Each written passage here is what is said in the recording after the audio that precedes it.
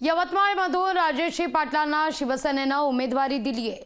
हिंगोलीच्या राजेश पाटलांचा यवतमाळशी संबंध काय असा प्रश्न विचारला जात होता। राजेश पाटील यांचा माहेर यवतमाळ असून माहेरच्या रणमैदानात माहेरवाशीण राजेश्री उतरल्या आहेत।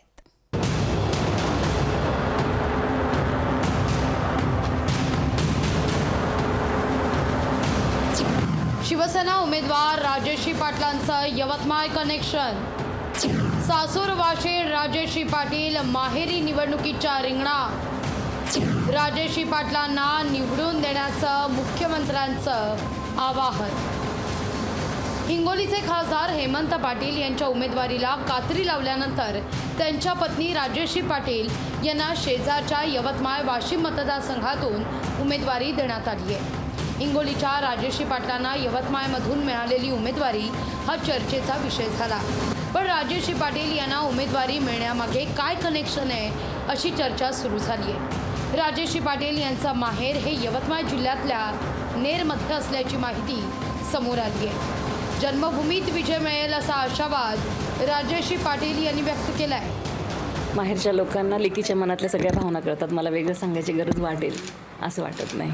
त्यांचं प्रेम, त्यांचे आशीर्वाद लेकीच्या कायम पाठीशी राहतात।